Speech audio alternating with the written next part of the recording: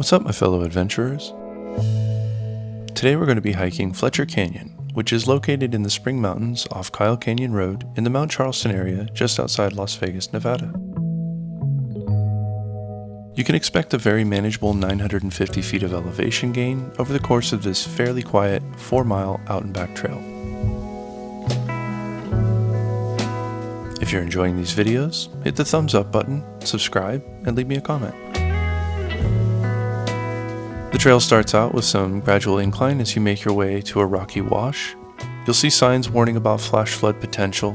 This is more of an issue in the monsoon season during the summer, but it's still good to be aware of it. After you clear the wash, you'll encounter more gradual incline, with the terrain shifting from a gravel-laden path to packed dirt with a more wooded feel with plenty of tree cover.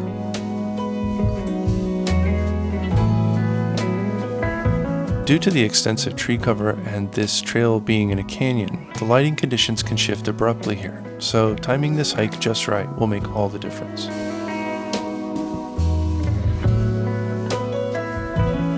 The trail is still fairly wide at this point, but do bear in mind that this canyon will eventually get fairly narrow as you near the end of it.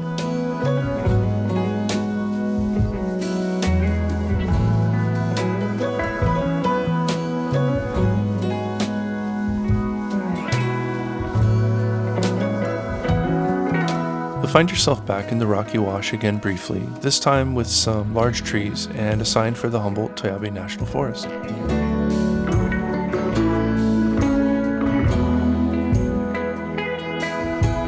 The path opens up as you pass under some more large trees, and a more forested feel to the trail takes over.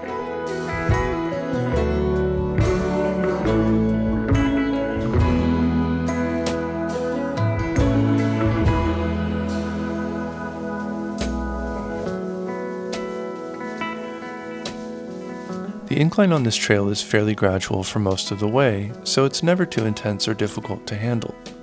If it feels steep at any point, rest assured that is temporary and things will flatten out just ahead.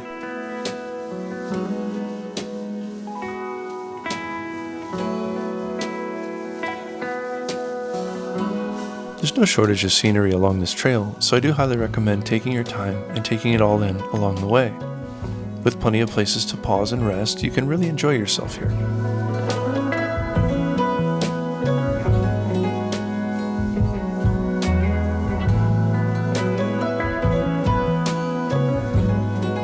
At this point, things get a little steeper and you will find yourself moving a bit slower as the elevation increases and the path gets a bit narrower.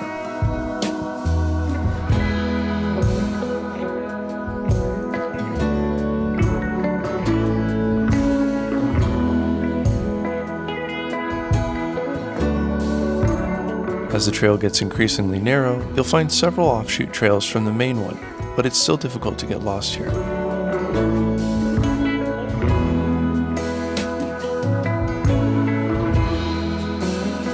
Nevertheless, I would recommend having a trail app with you, since I did find the path up ahead a bit difficult to navigate.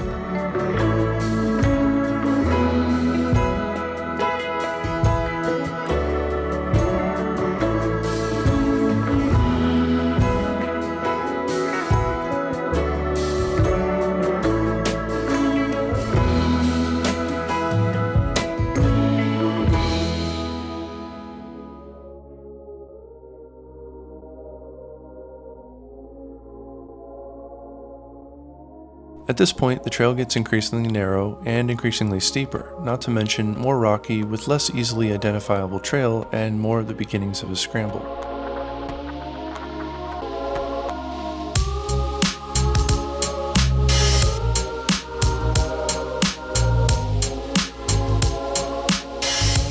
If you pause to take in your surroundings, you'll begin to see the scale of the canyon that you're in and just how isolated you are.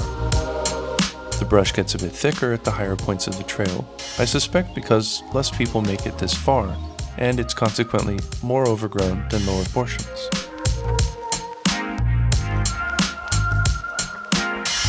When the brush finally thins out, you're back in what feels like a rock wash, but the canyon is considerably narrower here, and the rocks increase in size and difficulty to traverse.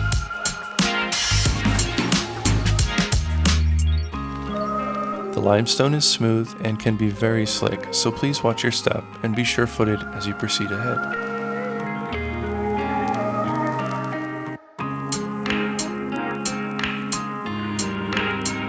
You'll want to be aware of your surroundings, especially at the higher elevations of this trail, since there isn't a lot of room if you do encounter any wildlife.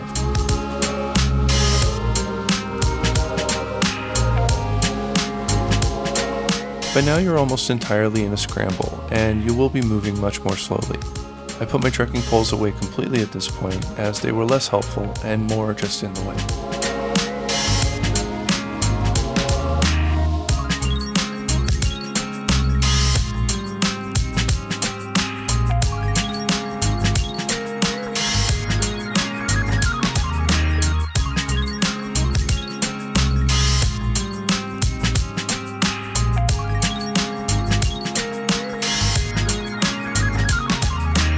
You're almost to the end of the trail at this point, and it gets increasingly narrow as you proceed. You can see clear evidence of how the rock walls here have been shaped by erosion over time.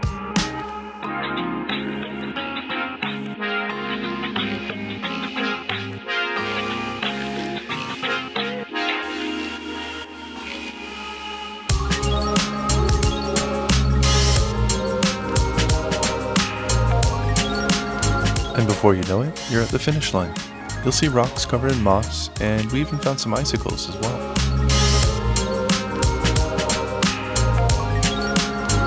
Whether you're super outdoorsy or just a little outsidey, follow along with me as I explore the trails. Until our next adventure, stay safe and thanks for your support.